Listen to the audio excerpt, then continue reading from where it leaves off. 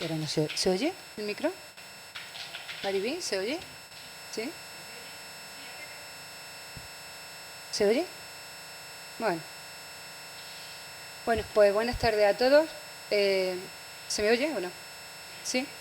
Bueno, bienvenidos a este Salón de los Caballeros 24 y este ciclo de conferencias que hemos organizado en torno al Día de la Mujer y la Niña en la Ciencia, que es el 11 de febrero. Bueno, estas conferencias han sido organizadas por el Seminario de Medio Ambiente y Calidad de Vida, por el Aula de Ciencia y Tecnología Emilio Herrera Linares y también por la Unidad de Cultura Científica. Todas pertenecen al Vicerrectorado de Extensión Universitaria y Patrimonio. Bueno, en este ciclo comenzamos la semana pasada. Es que no se me oye, ¿verdad? Este ciclo lo comenzamos la semana pasada, bueno, y hemos intentado que sea un poco variado. Comenzamos pues, hablando de ondas gravitacionales con la conferenciante Mar Bastero Gil. Seguimos con Ana Isabel Azuaga, desde la química a la biomedicina, el mundo de las proteínas. Hoy con Carmen Caballero Navas, que nos va a hablar de la práctica médica de las mujeres en la época medieval, en el contexto multicultural del medievo. Y por último, este jueves vamos a tener a Blanca Biel, que nos va a hablar de nanotecnología, jugando con los átomos. Bueno, hemos querido hacer un ciclo en torno a esta fecha del 11 de febrero, en el que bueno, pudiéramos trasladarle a la sociedad, que ustedes conozcan el trabajo que realizan nuestras investigadoras en las diferentes áreas del conocimiento. Y en este sentido, bueno, darle la importancia que se merecen a ese trabajo y bueno, y que ustedes pues puedan conocerlo. Como les decía, hoy sería la tercera conferencia. Se denomina, y ahora lo voy a decir bien, el saber y la práctica médica de las mujeres en el contexto multicultural de la Europa mediterránea medieval, y va a ser impartida por Carmen Caballero Navas. Carmen es profesora titular del Departamento de Estudios Semíticos en el área de hebreo y también es profesora en el Instituto Universitario de Investigación en Estudios de las Mujeres y de Género de la Universidad de Granada. Realizó sus estudios de posgrado en la Universidad Hebrea de Jerusalén y más tarde estuvo trabajando varios años en el University College de Londres. Sus líneas de investigación se centran principalmente en la producción textual hebrea sobre salud femenina en el occidente mediterráneo durante la Edad Media y en la experiencia histórica de las mujeres judías, especialmente, aunque no exclusivamente, como dadoras y receptoras de cuidado sanitario. Ha estudiado también otros aspectos de la producción y transmisión de conocimiento médico y científico en la Edad Media y de la vida de las comunidades judías del sur de Europa durante este periodo. Bueno, toda esta investigación, todas estas líneas de investigación, pues la han supuesto o han derivado la publicación de varios libros, de una gran cantidad de capítulos de libros y de artículos en revistas de impacto, en revistas de prestigio internacional. Bueno, pues le dejo con Carmen Caballero y bueno, quiero agradecerle que nuevamente haya aceptado bueno, pues nuestra invitación para impartir pues, esta conferencia. Estoy segura que van a disfrutar de ella. Como yo, estoy segura que lo voy a hacer, como lo he hecho otras veces. Gracias. Venga. Muchas gracias. Yo me pongo de pie porque no soy capaz de hablar sentada. Bueno, buenas tardes. Me alegro mucho de que estén aquí, se lo agradezco mucho. Yo, como ella ha dicho, no es la primera vez que hablo sobre la práctica médica de las mujeres en este ciclo y la verdad es que cuando me lo propusieron me dio un poco de vergüenza porque yo creo que ya me repito, porque es verdad que yo sigo investigando y tengo muchos ejemplos nuevos, pero la base es la misma, porque es explicar cómo es la práctica sanitaria de las mujeres. Lo que sí he incluido, porque a veces no lo hago, porque esta conferencia deriva de que hace 5 años empecé a participar en las charlas que damos en colegios de primaria y secundaria. Evidentemente el nivel aquí es distinto, bastante más alto, ¿no? Pero está pensada para explicar una cosa que parece muy sencilla, pero es compleja y a la vez es sencilla. Me repito. Entonces, digamos que la base es la misma y luego yo voy cambiando algunas cosas. Antes de comenzar, yo no sé si esto se puede hacer, yo no lo he hecho nunca, pero hoy lo digo. Quiero dedicarle esta conferencia a 2 mujeres que no están aquí hoy porque están las 2 malitas y para mí es muy importante. Una es mi tía, que es mi groupie, porque allí donde voy yo, allí va mi tía, si es dentro del Estado español. Y mi madre, que es la mujer que me inspiró y me sigue inspirando cada día para ser una mujer libre y para ser una mujer científica. Eso lo tenía yo pensado desde que me lo propuso Ana Isabel que viniera, pero ahora que veo aquí a mi sobrina, a mi preciosa sobrina Miriam, que estudia medicina, cariño, pues también esto va por ti. Aquí tienes tu genealogía. Entonces voy a empezar diciendo que normalmente le llamo a esta conferencia, esta conferencia que doy aquí en La Madraza, no es que yo vaya por el mundo con esta conferencia, pero es la práctica médica o la práctica sanitaria de las mujeres en la Edad Media. Pero yo soy hebraísta.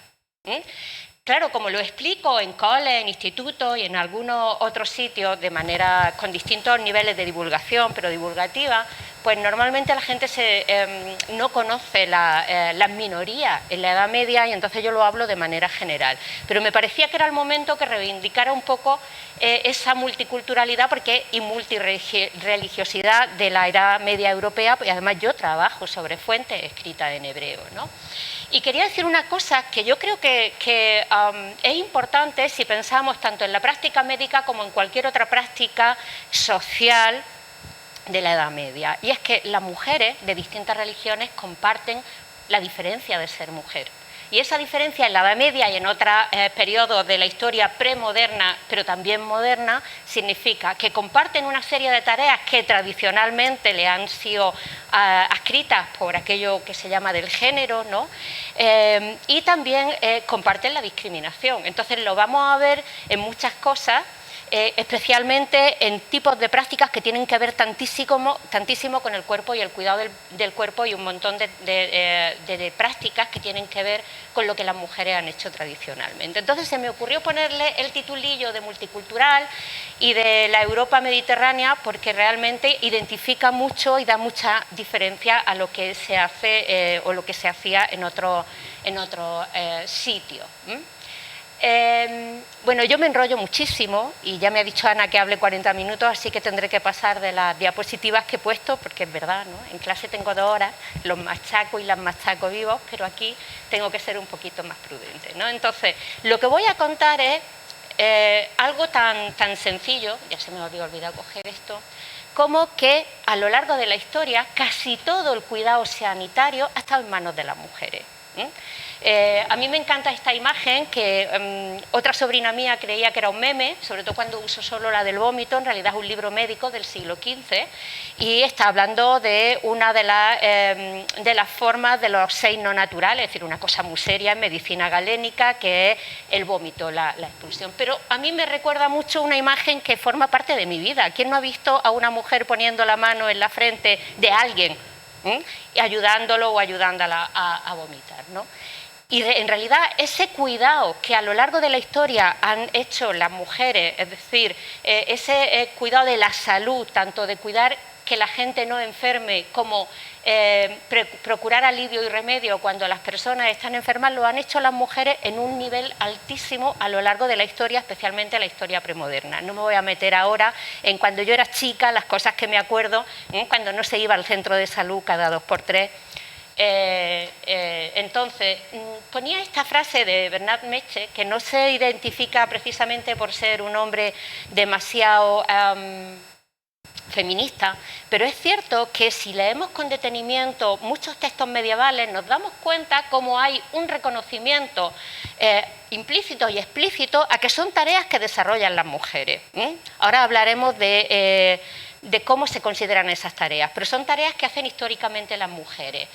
A mí me encanta porque es un texto ya de principios del siglo XVI. Juan Luis Vives escribe un libro en latín que se llama La educación de la mujer cristiana, que dedica a su discípula, la reina Isabel I de Inglaterra, pero él era valenciano y era converso, y a sus 2 padres, madre y padre, los habían quemado en la hoguera por judaizantes. Entonces, tiene mucho que ver con esto que quiero explicar, de que aquí, aunque la historia es la que nos han contado, era una historia muy multicultural, muy interreligiosa, donde se intercambian muchas costumbres. Entonces, lo bueno es empezar a leer por abajo, ¿no? Cuando dice: le aconsejo a una mujer casadera o a una mujer cuando se casa.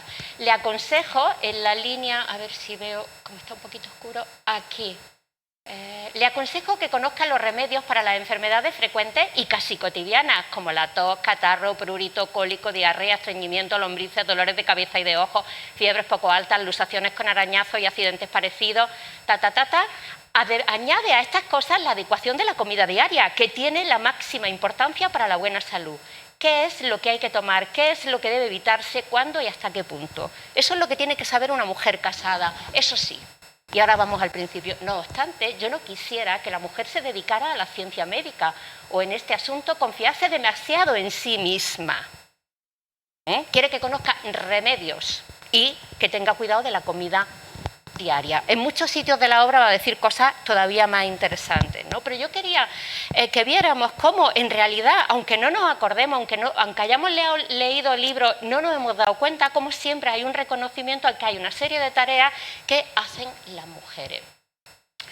Pero no solo la hacen como mujeres casadas, como amas de casa, aunque el término ama de casa es muy contemporáneo, por tanto anacrónico, pero es decir, las mujeres que están en el ámbito doméstico y que se dedican a ello como parte de sus tareas de hijas, de madres, de abuelas, de criadas y hasta de esclavas, que en la Edad Media había y muchas.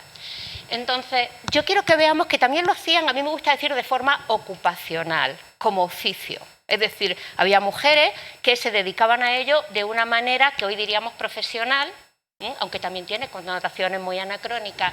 Y una de las cosas que tenemos que recordar es que hasta el siglo XVI el parto estaba casi exclusivamente en manos de las mujeres y había mujeres que se formaban, evidentemente no en la universidad, se formaban para ser parteras. Luego, si queréis, podemos hablar un poco de esto, pero no quiero ir deteniéndome. Pero no solamente se dedicaban a la partería, sino que se dedicaban a muchas otras esferas de cuidado. A mí esta obra, que es inglesa, por cierto, me gusta muchísimo porque no es el típico manuscrito voy a poner manuscrito hebreo y latino, en lenguas vernáculas medievales, voy a poner distintos tipos de manuscritos, porque vaya a ver, y yo ya estoy tuteando, la confianza. Vaya a ver cómo realmente es que hay veces que no podemos distinguir si la gente es judía, musulmana o cristiana, dependiendo, musulmana que vive en territorio cristiano, obviamente, ¿no? Se comparten muchas costumbres. Me resulta muy interesante lo que leí antes de la comida, porque Juan Luis Vives, como haber sido un niño recién converso al cristianismo, pero de madre judía, tomaba alimentos distintos, pero siempre con la misma idea, ¿no? Entonces, me gusta mucho el tratado, este manuscrito en concreto del Tratado Médico de John de Ardenne, porque es un manuscrito sin colores y sin decoración cara ni nada, sino que es para el estudio de estudiantes, valga la redundancia, de medicina. Entonces van tomando notas y hacen dibujillos, no es el típico libro decoradísimo. Y me encanta porque en muchas de las páginas donde hay dibujillos, esos circulitos que veis es para indicar o dónde se ponen las ventosas o dónde se usan estas lancetas y otros instrumentos médicos, ¿veis? Entonces, en el libro se va explicando, detrás de la rodilla tal, aquí está la vena tal, ¿no? Y entonces es un libro muy práctico donde hay muchísimos dibujos de hombres practicando la medicina, pero tiene un montón de mujeres y digo, vamos a ver, este libro no es un cómic, es un libro de medicina, es un libro de aprendizaje de medicina. Pues si vienen ahí mujeres, por algo será, ¿no? Digo porque hay muchas más fuentes de las que creemos. Y sin embargo, bueno, y me olvidaba yo de mi Trota, Trota de Salerno, que es la médica más famosa de toda la Edad Media y después, porque siguió siendo muy famosa, bueno, tiene una historia complejísima, pero Trota no solamente practicaba la medicina en Salerno, sino que además dejó escritos libros.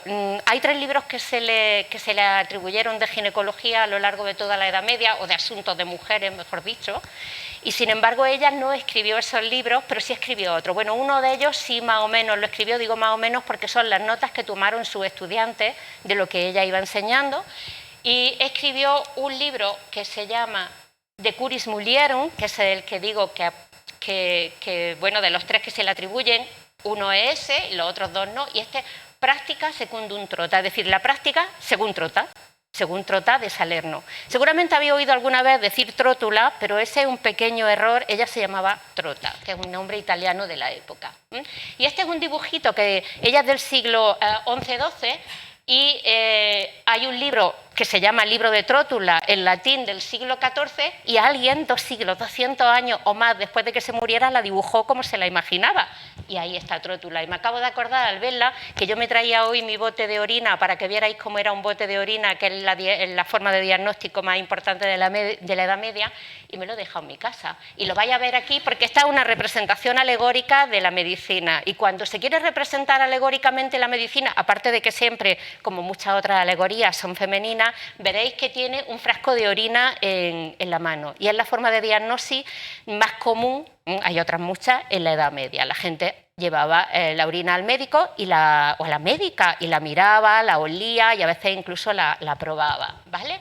Entonces, yo, claro, he empezado como fuerte explicando cómo se reconoce a las mujeres, pero si lo miráis al revés, como estudiante yo de filología y de historia, yo no encontraba nunca mujeres en ningún sitio. Ahora, gracias a los 30 años de estudio en España y más en otros sitios de estudios de las mujeres y de género, sabemos mucho más. Pero aún así, cada vez que empezamos un tema nuevo, dice, ¿dónde están las mujeres? ¿Dónde están las mujeres? Yo trabajo en textos sobre todo ginecológicos, pero no solo, también trabajo en libros generales de medicina de los siglos XII al XV, en mi caso escrito en hebreo, y la ocultación es impresionante. Y somos como arqueólogas y arqueólogos de los textos para encontrar esos indicios que están ahí debajo y que tenemos que ir sacando. Entonces, ¿por qué esa paradoja de que el 80 al menos por ciento, digo 80 porque hay estudios contemporáneos en sobre sociedades antropológicas no ágrafas, o sea, ágrafas, perdón, que no están alfabetizadas, donde más o menos el cuidado está en el 80% en manos de las mujeres? Pero si pensáis en la pandemia, la recientísima pandemia de COVID, acordaros, quién se hizo cargo, sobre todo en la época del estado de alarma, mayoritariamente, tanto en casa como en sitios, en ámbitos médicos o curativos, quien se hizo cargo mayoritariamente del cuidado, ¿no? Entonces, estas son razones por las que tenemos muy pocas noticias sobre la práctica femenina, por las que está invisibilizada la práctica femenina. Yo de todas estas, que para mí son todas importantísimas, me gusta resaltar esta de abajo, que suena como muy escaso acceso a la producción escrita, que en el fondo lo que quiere decir es la historia es de quien la escribe. Si las mujeres no escribían apenas libros, pues la historia la ha contado quien la ha contado, ¿no? Y por eso las mujeres no están. Otro muy importante, el cuidado sanitario en espacios no definidos como de curación. He hablado del trabajo en el ámbito doméstico, pero es que en la Edad Media el ámbito doméstico no es lo que hoy conocemos por una casa para una familia nuclear. Eran casas de otra manera. Quienes sois de campo habéis podido ver algo, a lo mejor esas familias grandes viviendo en casas grandes donde está todo el mundo cerca o junto o en la casa de al lado. Entonces, no solamente era lo que se hacía dentro de esa casa, sino que es que el cuidado sanitario se hacía en las casas. Es decir, incluso la gente que ocupacionalmente se dedicaba como médico, como médica, como enfermera, como barbero, que eran los que sacaban sangre y los que sacaban muelas, se iba a las casas de la gente. Los hospitales son otra cosa en la Edad Media. Entonces, en ese ámbito a veces las palabras y las cosas significan distinto cuando hablamos de hombres como de mujeres. También los hombres médicos iban a las casas, pero si tú eres un médico hombre o cualquier otra profesión sanitaria y vas allí, a nadie se le ocurre que estás allí friendo buñuelos con la dueña de la casa, ¿no? Es lo mismo como cuando se dice de muchos científicos que son extraordinarios o excepcionales. Significa que sobresalen sobre sus pares, que son especialmente excelentes o brillantes. Si decimos eso de las mujeres, significa que son una raya en el agua. Significa que son la excepción que confirma la regla. Por eso tenemos que tener tanto cuidado con las palabras. Y otro muy importante para mí, aunque todos lo son, es excluidas de las categorías profesionales del nuevo sistema médico. Y ahora vamos a ver cómo la universidad nace en el siglo XIII. Esa universidad que tiene que ver con los procesos de medicalización, en los estudios universitarios de medicina, tienen que ver con la profesionalización de la medicalización de la sociedad y la profesionalización de la medicina. En esa época nace un nuevo sistema médico que se va a ir implantando muy lentamente, pero que va a ir definiendo lo que es la práctica médica, lo que es el conocimiento teórico médico. No es que antes no hubiera libros, ahora se sistematiza, todo lo contrario, toda la medicina galénica, o hipocrático-galénica, pero ahora se sistematiza y la gracia es que no nos damos cuenta, pero todas las categorías que hoy día conocemos que mencionan la práctica médica, médico, enfermero, comadrona, todas las terminologías se han creado en la universidad. Entonces han excluido a quienes estaban excluidas de la universidad. De la universidad estaban excluidas en la Europa cristiana, que es donde nacen las universidades, los judíos, los musulmanes, cualquier otra minoría religiosa y las mujeres, independientemente de su clase social o de su religión. Por supuesto, las clases sociales también estaban excluidas. La universidad la crean hombres cristianos. Y muy cercano además a la religión, es decir, todas las demás experiencias se quedan fuera. Es lo que llamaría con mucho más amplitud Lucy Irigaray el régimen del unum, ¿no? El hombre en el centro. Claro, desde hace ya bastantes años, yo pongo aquí una cita de Mónica Green, pero ha habido mucho trabajo posteriormente, cómo se empieza a trabajar desde los años 80 y 90 en crear nuevas categorías que nos permitan identificar esa práctica que no podemos identificar a través de los nombres. Ha sido una constante en la historia de la medicina y las mujeres que se han ido a la fuente, a los documentos producidos en la época y dices, pero si es que ni el 1,5% eran mujeres, claro, porque estamos buscando términos que identifican a los que están profesionalizados desde el siglo XIII, que son los hombres, ¿no? Pero antes os he dicho que las mujeres y las minorías religiosas quedan excluidas de la universidad, pero claro, la universidad está naciendo, la sociedad tiene una necesidad de cuidado sanitario impresionante, incluso más de lo que se da en la esfera doméstica. Entonces se crea un sistema de licencias por las que, o sea, la cosa es controlar. Quienes crean esto crean un sistema de licencias que dicen, vale, incluso si eres una mujer, incluso si eres un judío, incluso si eres un musulmán, te vamos a dejar que pase un examen que puede tener distintos niveles de examen, se puede ser hasta analfabeto para hacer ese examen, y te vamos a dar una licencia de práctica de acuerdo con los conocimientos, con las competencias, os suena las competencias que tiene. Vale, entonces, esto no es mío, es de Montse Cabré. Montserrat Cabré, una investigadora, yo creo que la mejor de España y de medio mundo o más, sobre práctica médica de las mujeres y muchísimas más cosas. Entonces, ella ya creó en distintos artículos como marco para poder identificar la práctica médica de las mujeres. Voy a pasar un poco rápido, traigo algunos ejemplos para que lo veáis. Voy a pasar un poco rápido porque si no, no tengo mucho tiempo, pero quiero que veáis cómo ella lo que estuvo, o sea, no es que creó esto y luego buscó, sino que se dio cuenta buscando mujeres que normalmente se correspondían a estas categorías. Licencia, hay mujeres que tienen licencia de práctica, hay mujeres que están acusadas y tenemos documentos de sus juicios y entonces aprendemos a través de esos juicios que ellas practicaban. Tenemos contratos específicos con personas e instituciones y luego hay bueno, los de la Iglesia, que se me habían olvidado, ahí que están acusaciones por utilizar medios diagnósticos problemáticos para la Iglesia, es decir, lo que hoy seguramente llamaríais magia y no solo, y el requerimiento por parte de las Cortes para aportar datos necesarios en la valoración de casos judiciales, lo que hoy llamaríamos medicina forense, es decir, mujeres expertas que iban a explorar a mujeres, el cuerpo de mujeres para determinar cosas, ¿no? Yo traigo varios ejemplos, curiosamente, cuando se ponen ejemplos en estudios españoles, y no solo españoles, casi todas las mujeres que salen son judías. Y yo siempre me siento muy contenta, ¿no? Porque, bueno, pero tiene que ver no con que hubiera muchas más judías que cristianas practicando, tiene que ver en que las judías eran una minoría y era más normal que cuando interaccionaran con el sistema legal salieran a la superficie. Pero tenemos un montón, por ejemplo, de licencias, no las voy a ir leyendo, pero quiero que veáis cómo hay distintas... cuando dice allí maestra de sanar ochos, no son ochos, son ojos. Para que veáis distintas mujeres que tuvieron licencia médica. He puesto solo una gota, para hacernos una idea. Yo suelo trabajar mucho en fuentes hostiles y me gusta ver todo este tipo de cosas como denuncias y multas por practicar sin licencia. Aquella es cristiana, Jacoba, de París. De mala práctica, Nar Regino, que esa sí es judía. son acusadas de haber causado un daño a alguien y entonces, o haber practicado sin la licencia, y entonces ya sabemos que eran practicantes. O, por ejemplo, esta, que es una comadrona judía que tiene un caso interesantísimo que publicó Mónica Green en el año 2008. Y a mí este caso me interesa especialmente porque es una comadrona que cuando se muere la mujer que está de parto la acusan a ella de mala práctica, pero a ella la llamaron cuando la mujer estaba medio muerta, y además en la sala había otra comadrona cristiana y había otras 6 mujeres.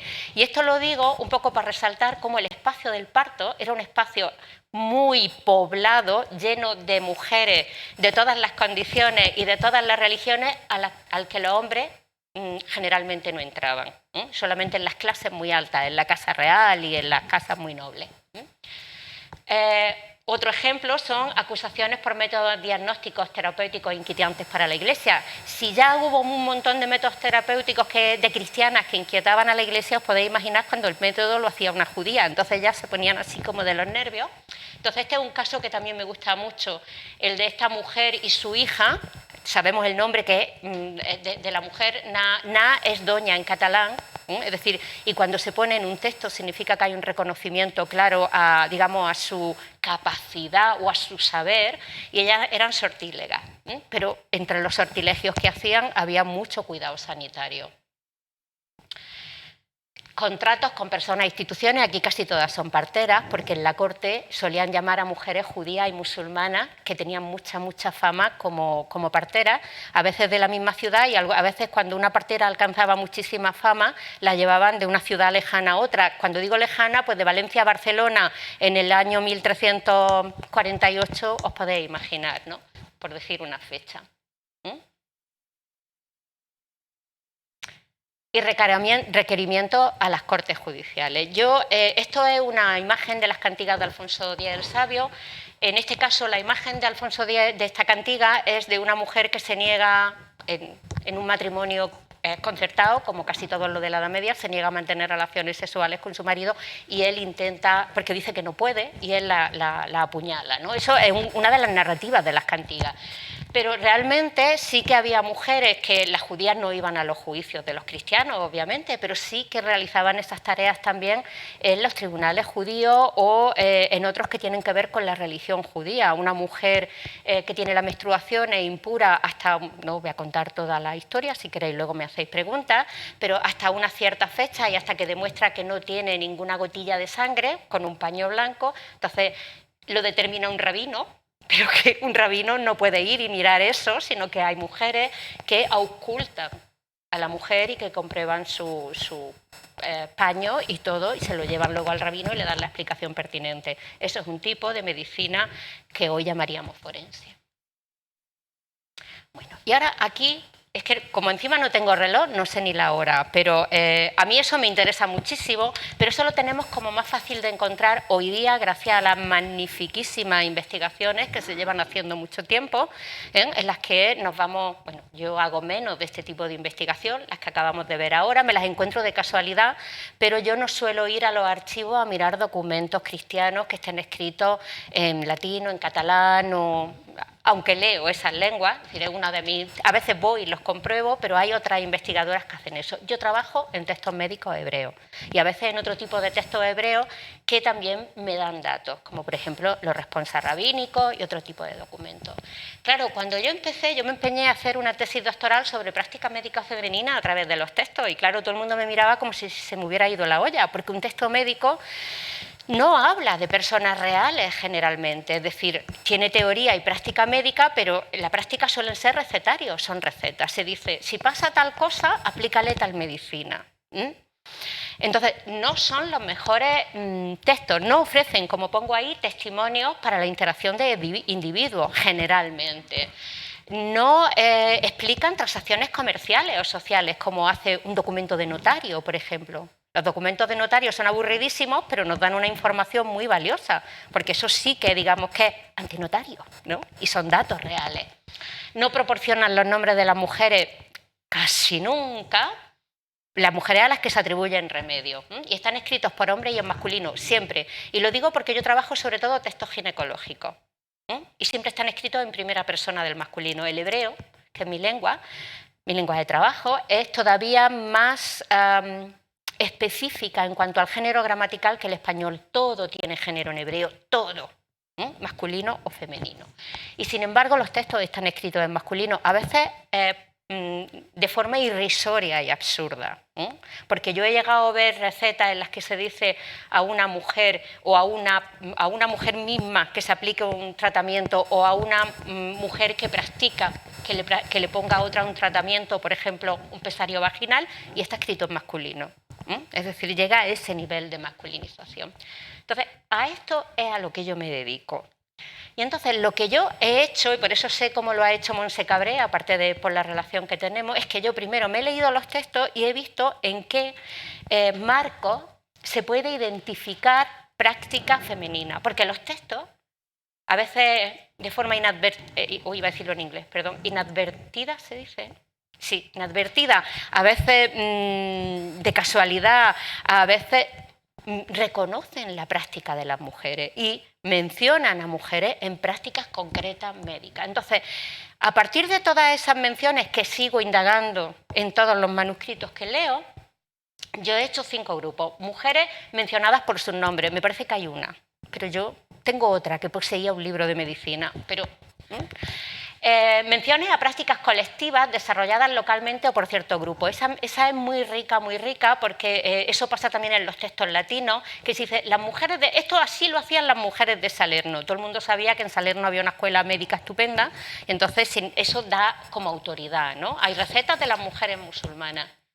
Atribuciones a mujeres anónimas individuales, es decir, concretas. No sabemos su nombre, pero sabemos su género y su sexo, porque lo identifica el texto. Y se menciona a mujeres que eran de carne y hueso, a veces están en los textos. Ahora voy a poner ejemplos. Menciones genéricas a la práctica sanitaria, es decir, categorías ocupacionales, las llamo yo, pues por ejemplo la palabra comadrona o la palabra maestra, ahora vamos a ver, o la palabra experta, ahora vamos a ver. Y atribuciones a personajes femeninos paradigmáticos, normalmente heroínas bíblicas. Vamos a ver, mujeres mencionadas por su nombre. Ahora mismo estoy trabajando en esta Gandalin, que no sé quién es, pero que parece que fue, imagino, porque era de Centro Europa ella, sí que lo tengo que decir, fue a Jerusalén seguramente de peregrinación y murió allí, pero su hermano, que es un médico y un señor médico, y que está escribiendo un libro, cuando da un remedio para la epilepsia, es que lo tengo a medio traducir, por eso solo he puesto eso, dice que le dio ella un remedio para la epilepsia. Es decir, esta mujer tiene algún tipo de conocimiento médico y una práctica médica.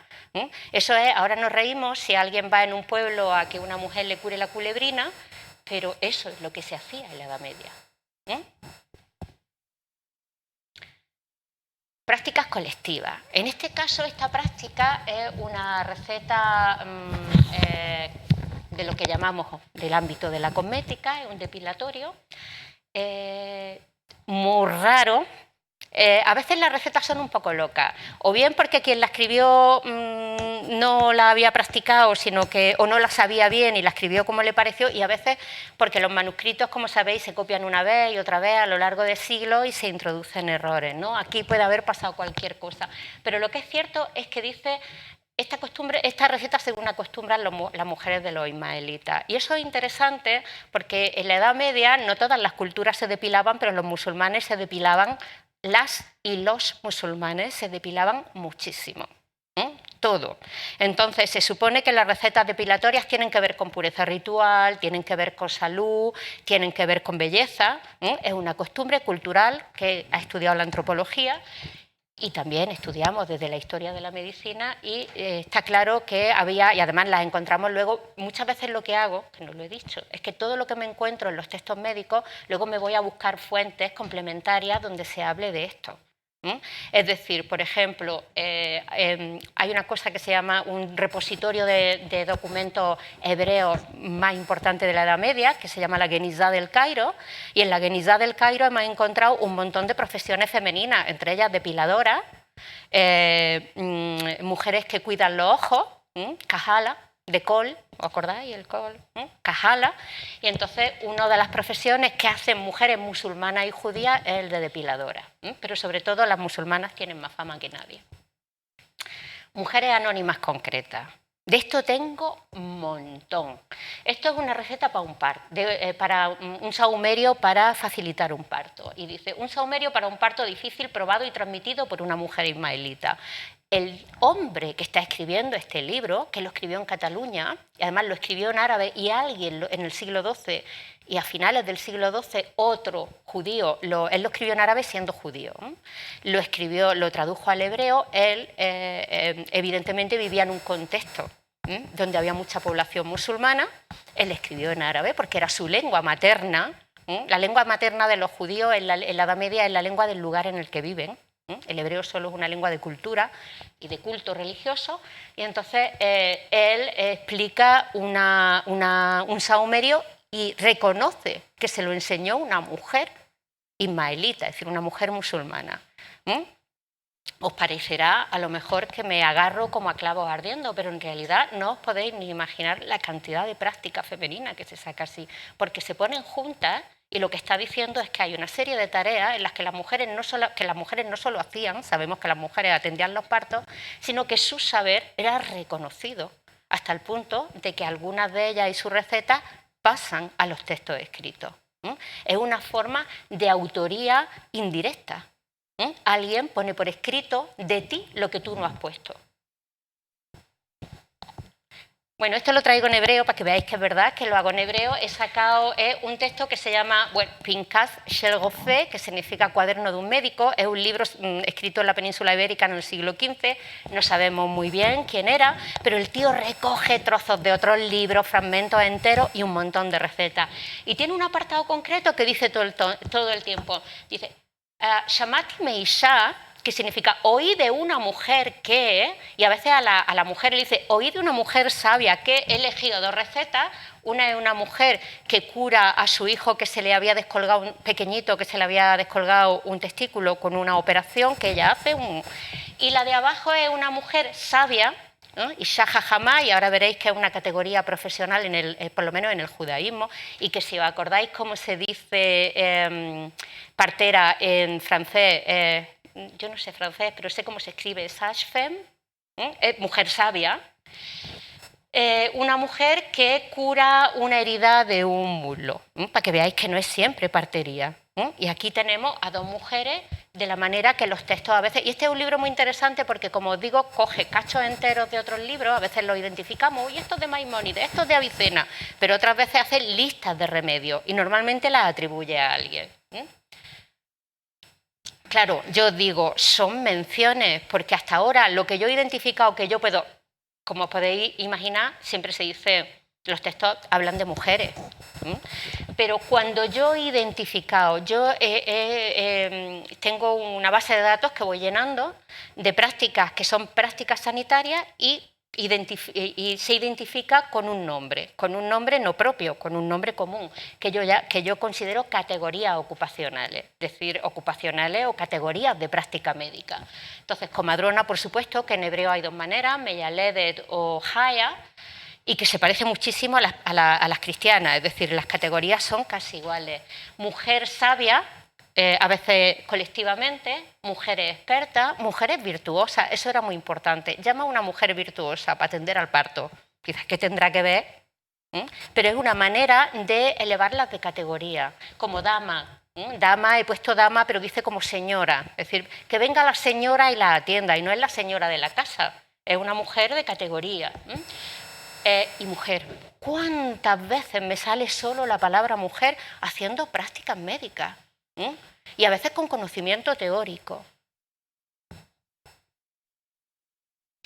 Si la causa de la retención del feto es la gordura, debe ordenarle a la comadrona que tumbe a la mujer boca arriba y que disponga sus rodillas debajo de sus caderas, que se siente sobre ella y que unte su matriz con cosas humectantes como la grasa, el aceite, grasa de gallina, ¿Por qué pongo esta receta? Aparte de para que veáis, esta es la traducción, está en hebreo, esta receta, este fragmento dice comadrona, en este caso en Mellalede, pero si os dais cuenta el texto está escrito en masculino por un hombre donde se dirige cuando explica lo que tiene que hacer la comadrona. Es curioso porque, como os digo, excepto en la casa real y en las casas más nobles, hasta el siglo XVI, bueno, vamos a poner el XV, los hombres no suelen entrar en la habitación del parto, pero este hombre, como en todo el resto de libros ginecológicos y obstétricos, el hombre es el que dice lo que tienen que hacer las mujeres. Este texto es entre el siglo XII y XIII de Castilla. Y es una forma de presentar la práctica de las mujeres como auxiliar o subsidiaria. Lo que están haciendo aquí, y yo creo que esta es una de las claves de por qué las mujeres están bastante invisibilizadas, pero que sin embargo yo estoy intentando usarlo para identificar mujeres, es la división sexual del trabajo. El hombre posee la licencia, el conocimiento teórico, la legitimidad, y las mujeres poseen en sus manos y su pericia y su experiencia. Pero, si os dais cuenta, en esta imagen, una imagen de una traducción latina del canon de Avicena, que es del siglo XIII, a partir del siglo XIII vemos estas imágenes donde un fraile está en la habitación diciéndole a dos parteras lo que tienen que hacer. En este caso es una cesárea. ¿Vale? Entonces, eso es lo que nos vamos a encontrar continuamente, esa división sexual del trabajo en la que el hombre posee el conocimiento científico y hace da las instrucciones y la mujer manipula el cuerpo. Y hay muchas veces que el texto termina, dice, bueno, y si el parto es difícil y empieza a decir plantas, tal, y dice, bueno, y que la partera lo haga según su conocimiento y experiencia.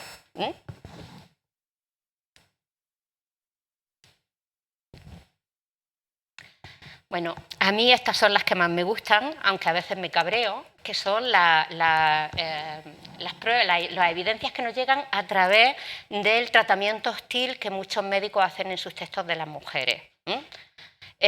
A veces el médico es muy listo y se da cuenta que las mujeres de su entorno le están haciendo competencia de práctica. Seguramente las mujeres confían más en ellas para que vengan a sus casas a tratar a su hijo y a ellas mismas o a su familia. Seguramente cobran menos, seguramente pasan muchas cosas y hay competencia.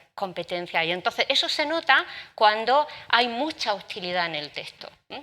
Este texto, que es el mismo de antes que os digo que estoy medio traduciendo, el de la Gandalín, es que me muero de la risa porque él es un médico de verdad con un conocimiento teórico impresionante y con muchos años de práctica clínica detrás, se nota muchísimo. Y sin embargo no pierde comba, es que puede meterse con las mujeres. Y además he puesto aquí un ejemplo que dice, la llama truco, pero normalmente utiliza las teorías galénicas de la medicina para decir, es que las mujeres no saben distinguir los humores, es que a lo mejor te curan por casualidad porque te suena la flauta.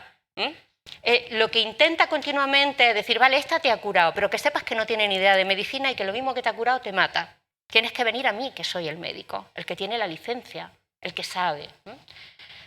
No sé ni la hora, perdona, que tengo que mirar la hora. Ya, voy a ir, ya estoy muy cerca de terminar. Las atribuciones a figuras femeninas, que diréis qué tontería, ¿no? Yo también lo pensaba cuando empecé mis tesis doctorales, se las atribuyen recetas a Raquel, la matriarca Raquel, a Sara, la mujer de Abraham, y pasa igual en los textos latinos y los textos griegos, se atribuyen a diosas, y son figuras paradigmáticas. ¿Qué función tienen en un texto y qué nos dice el uso de figuras paradigmáticas?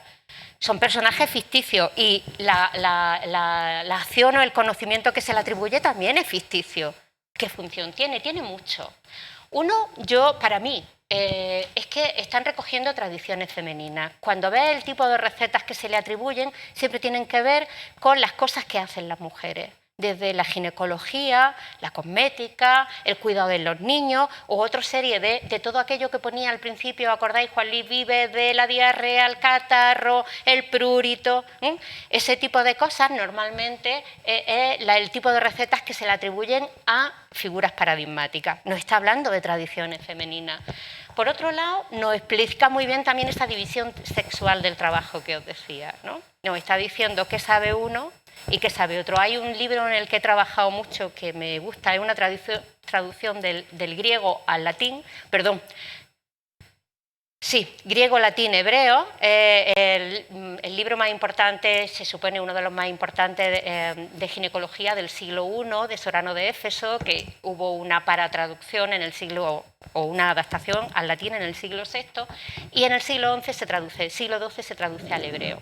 Y es el libro de ginecología como por antonomasia. Bueno, pues la traducción al hebreo, ese libro estaba en forma catequética, que significa en forma de diálogo, pregunta-respuesta, en latín y en griego. Y lo que hace el traductor judío es que quien pregunta, o sea, quien responde las millones de respuestas sobre ginecología es Jacob, el patriarca, y su hija Dina, va llorando al padre y le va preguntando como, ay, ¿cuánto dura la regla?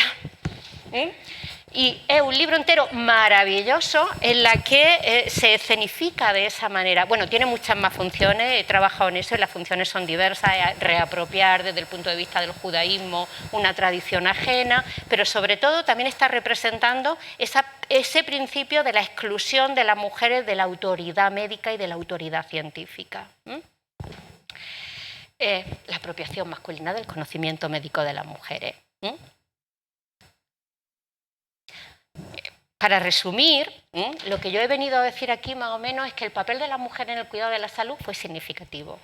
Yo trabajo en la Edad Media, ahora ya estoy yo pasándome mucho a lo de las épocas premodernas o preindustriales, porque muchas veces la Edad Media no termina en el siglo XV, es decir, son maneras de pensamiento un poco distintas. La práctica sanitaria femenina se lleva a cabo con gran frecuencia de forma colectiva, se hace en relación.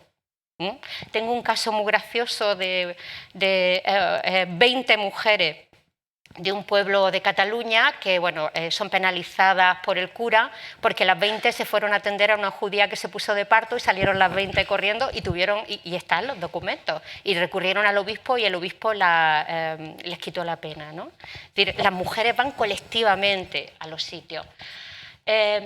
Una cosa muy importante, nos da igual si el tono es hostil, nos da igual si es de casualidad que ha ido allí, nos da igual qué tipo de fuente, es que el hecho es que a las mujeres se les atribuye, las propias fuentes que las excluyen y que las invisibilizan, les atribuyen también individual o colectivamente conocimiento y práctica y nos proporcionan evidencias de las prácticas y las costumbres de las mujeres. Entre los siglos XIII y XVI se produce la lenta pero progresiva exclusión de las mujeres de la práctica legitimada de la medicina. La mayoría de las fuentes escritas y visuales reflejan esta tensión, es decir, la tensión entre lo que hacen las mujeres y la exclusión de las mujeres. Porque los discursos legitimados, es decir, el discurso médico, el discurso teológico, el discurso ético, que siempre es masculino, va modelando. Y cuando digo masculino no digo solo por hombres, porque muchas veces me dicen mis alumnas, y eso que no han vivido en la universidad que yo viví, y mis alumnos, es que son las mujeres, es que son las propias profesoras. Digo, claro, pero si la universidad ha sido 500 años de hombres, ¿quién creéis que ha producido el conocimiento? Lo estamos reproduciendo. Ellos modelaron y modelan la manera en que nos ha llegado la práctica. Pero para mí esto es muy, muy, muy, muy importante y por eso participo cada año en el mes de la mujer y la niña en la ciencia. Ellas son parte de una genealogía, y quiero recalcar, igual tenía que haberlo puesto en negrita, ininterrumpida, aunque hayan querido, ininterrumpida, de mujeres sanadoras, de mujeres médicas. Nos lo han hecho creer porque hasta 1910 las mujeres no entraron a la Universidad de España. Yo había empezado a poner esta imagen hace 3 o 4 años, pero luego hay una exposición muy chula de la universidad que además se puede, ahora está online, de mujeres universitarias, de las primeras universitarias de Granada, y me encanta que, por supuesto, como no, está Eudoxia, que fue la primera alumna de medicina de la Universidad de Granada y fue también la primera doctora en medicina y cirujana ginecológica de Andalucía. Ahora no nos acordamos, pero estas mujeres, las primeras, y se nota en las tesis doctorales que algunas hicieron, lo primero que intentaron aquí en Estados Unidos, en Francia, fue rescatar esa genealogía femenina porque necesitaban autorizarse. Aprendían de medicina galénica, pero tenían que autorizarse mujeres. Y a mí me gustaría que las mujeres de hoy día y los hombres de hoy día nos autorizáramos también con esta genealogía femenina ininterrumpida de mujeres que han tenido en sus manos la salud de gran parte de la población. Y con esto termino y os doy las gracias. Muchas gracias.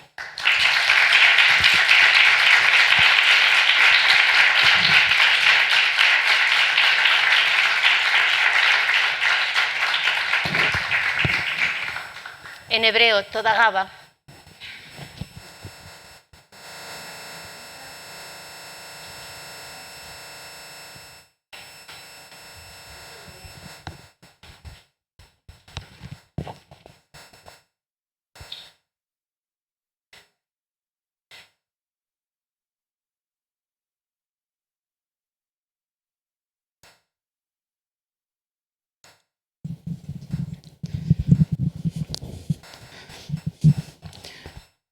¿No hay ninguna pregunta o un comentario?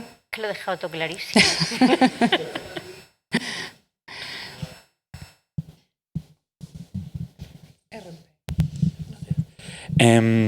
Entonces, conforme avanza la edad media, ¿se va separando a la mujer de las prácticas médicas? ¿Se va limitando? Sí.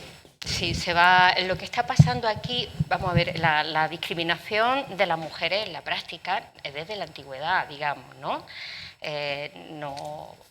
No soy yo la primera en decir que el pacto sexual es anterior al pacto social. Las mujeres tienen una posición en distintas sociedades y en distintas épocas distinta, ¿no?, a la de los hombres, dispar con respecto a los hombres. Pero en la Edad Media, o digamos, por eso digo que es complicado, cuando digo Edad Media parece que estoy hablando de una fecha hasta otra fecha y, bueno, incluso cuando digo premoderno también es un poco convencional, pero va a haber, sobre todo desde la tardoantigüedad, las mujeres van a ocupar espacios muy importantes en todas las tareas que tienen que ver con el cuidado, pero no solo, con la gestión del alimento, con la gestión del vestido, con un montón de cosas, pues porque la vida no está suficientemente urbanizada y hay bastante economía de subsistencia, incluso en las ciudades. Con la urbanización lo mismo. Y muy poco a poco las mujeres van a ir siendo primero despojadas de autoridad, es decir, de reconocimiento a su saber y a su práctica. Pero eso no significa que desaparezca, significa que se van a ir creando una serie de discursos que va liderado por el discurso médico desde la universidad, y lo vamos a ver continuamente en los textos, que las mujeres ni la mayoría de la población leen, pero que son los que luego leemos nosotras y nosotros. Es que es lo que tenemos para leer haciendo historia, ¿no? Y van excluyendo a las mujeres, pero lo van consiguiendo no solamente teóricamente, sino que en la práctica, hacia el siglo XVI, empiezan los hombres, siempre han escrito los hombres, en su mayoría los textos médicos, hay muy pocas mujeres, algunas que escribieron, judías ninguna en la Edad Media, pero a partir del siglo XVI tenemos un género, y eso lo saben mucho más mis compañeras y compañeros de moderna y contemporánea, porque es cuando nace la enfermería, y las enfermeras y los enfermeros siempre han buscado ahí, ¿no?, también su genealogía, que es cuando nace la enfermería, pero nace unido mucho a la partería, y se escriben libros por parte de hombres muy sabios que le explican que son de educación de partera.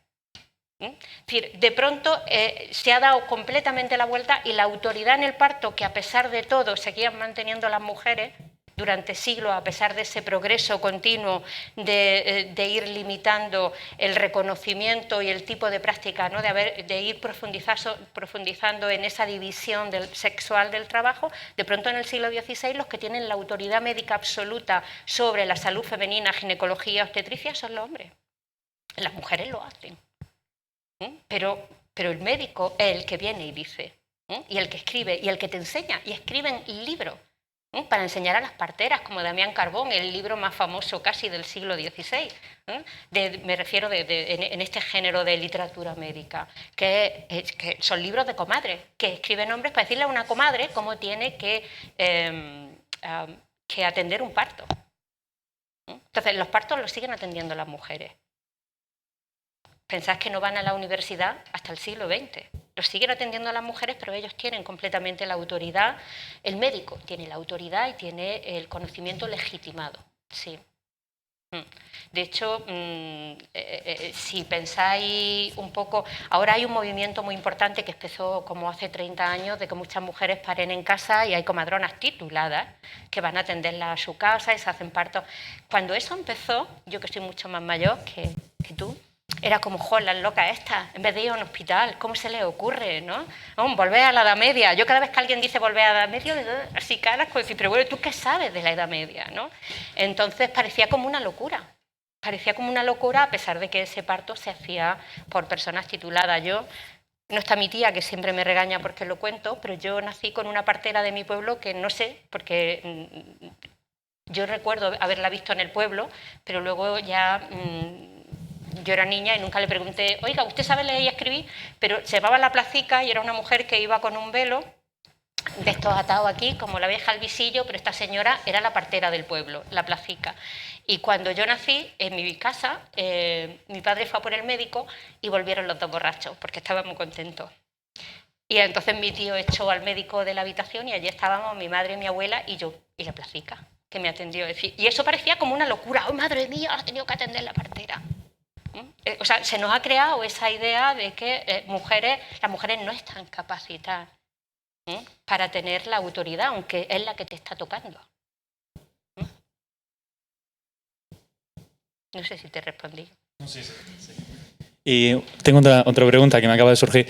En Al-Ándalus, en la Europa musulmana, a la hora de la fuente y todo esto, ¿es similar a la, sí, bueno, a la las cristiana? fuentes son distintas porque bueno, como sociedades completamente distintas. El texto médico es texto médico. Yo trabajo mucho, además, con textos árabes traducidos al hebreo, a veces a través del latín y a veces directamente.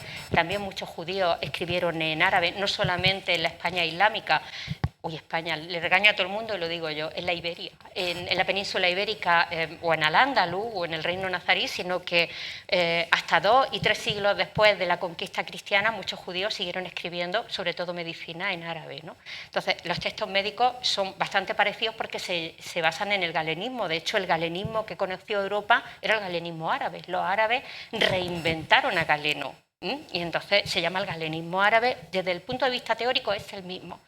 Desde el punto de vista de la práctica, las fuentes son distintas porque el sistema, digamos, burocrático-administrativo que crearon los reinos cristianos, empezando con la Corona de Aragón, es muy propio de los reinos cristianos. Y son muy aburridos, pero nos han dejado una riqueza de documentos que vienen muchos Entonces, el tipo de documentos que hay para el árabe son distintos, pero sí que hay gente. De hecho, hay un libro estupendo sobre las parteras y el parto y las mujeres que atienden al parto en el Islam medieval, que yo uso muchísimo y que me gusta un montón. O sea, que sí que... Y luego, una vez que avanza la conquista cristiana, y sobre todo en Castilla, que es la parte más arabizada del mundo cristiano de Europa, muchas musulmanas son unas parteras tan famosas como otras cristianas y como otras judías, comparten las mismas técnicas, se pasan una a otra, porque además a veces atienden juntas distintos partos. Pero sí, es muy similar. Si me has oído al principio, yo decía que las mujeres comparten la diferencia de ser mujer y hay muchas más cosas, pero en las tareas que realizan, en la cercanía al cuerpo y en la discriminación. Gracias. Por ahí había una mano, ¿no? Hola, buenas. Era sobre el dibujo ese del fraile señalando a la mujer cómo tenía que hacerlo, que me ha llevado a pensar sobre el papel también de la figura religiosa a la hora de realizar una operación, si también a lo mejor hasta se le otorgaba más valor a la presencia del fraile de alguna manera que a la que estaba haciendo la operación. Sí, lo del fraile es más complejo, pero sí que es cierto que las universidades nacen, las crea la Iglesia. Entonces, los frailes están en los conventos y es verdad que antes, siglo XI, siglo X, siglo IX, hasta el siglo XII, son los conventos y más allá los que van a mantener digamos, todo ese bagaje textual de texto médico y practican dentro de la comunidad. A veces incluso pueden practicar para la gente en torno a las abadías y a los conventos que están en el campo, pero que sepamos no practicaban, por ejemplo, la partería de ninguna de las maneras. Es muy curioso, sin embargo, y yo les estoy muy agradecida, que muchos textos que se han conservado latinos, sobre todo antes de las grandes traducciones del árabe al latín, se conservaron en los conventos de ginecología, que dices, ¿para qué tenía? Hay conventos que tenían 20 libros de ginecología y estando en mitad del campo y dices, pero Dios mío, ¿por qué tenían estos tíos? Y parece que era ese afán, ¿no?, como por conservar el saber griego y latino. Y luego otro fraile importantísimo, Constantino el Africano, es el que traduce la mayoría de las obras fundamentales del árabe al latín, que van a darle el impulso junto con las traducciones de Toledo, que también hicieron muchos frailes para llevarse los libros a sus conventos, eran religiosos. Es decir, la conexión de lo religioso con, primero, la teoría médica es muy importante, segundo, con la creación de las universidades, ya no tanto los conventos, sino lo que es la Iglesia, ¿no? Se crean, porque además las universidades empiezan primero con teología, derecho, que es derecho canónico, por resumir, derecho romano, y la medicina entra pronto, ¿no? Es decir, tienen un peso muy importante y nos vamos a encontrar muchos médicos que son religiosos, pero también entre los judíos. Hay muchísimos rabinos. Maimónides, el médico más importante de las culturas judías medievales, era todavía más importante como rabino, y luego conocemos a rabinos que eran médicos y se ganaban la vida como médicos, como un rabino no te la ganaban mucho, se ganaban la vida como médicos, pero no escribían libros de medicina. Es decir, la práctica médica está muy cercana también en muchas ocasiones a la religión. Pero en todo caso, cuando los hombres empiezan a entrar a las habitaciones del parto, no son los religiosos. No son los religiosos.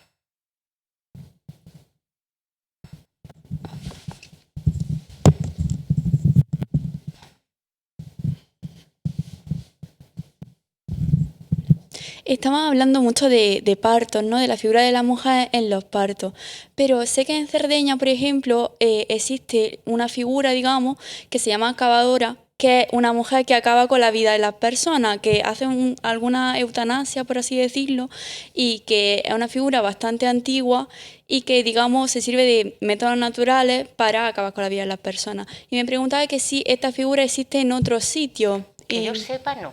Que yo sepa, no, porque hubiera sido muy problemática. Yo además recuerdo que trabajo sobre todo en fuentes judías y hubiera sido muy peligroso para las personas, mujeres y hombres judíos, que pudieran ser acusados, ya eran acusados a veces de matar a sus pacientes. Y no solo, una de las cosas más peligrosas para un médico es que se le murieran los pacientes, a no ser que fuera algo tan evidente como que es que se iba a morir, ¿no?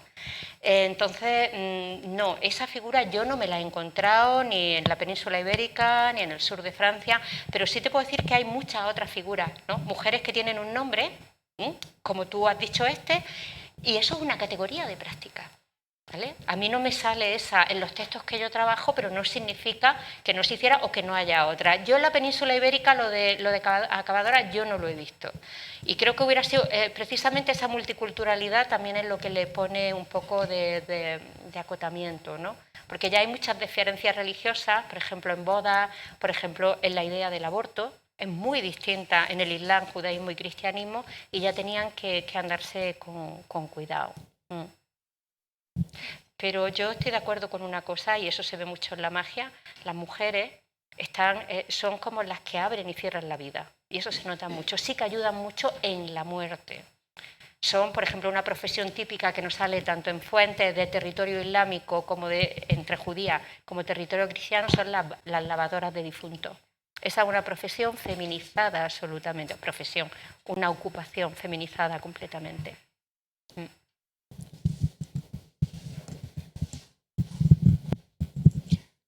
Bueno, pues si no hay ninguna pregunta más, pues nada, Carmen, muchísimas gracias, como siempre, y bueno, y un excelente el trabajo que realizáis para tener referentes femeninas, Muchas que hay que gracias. hacerlo.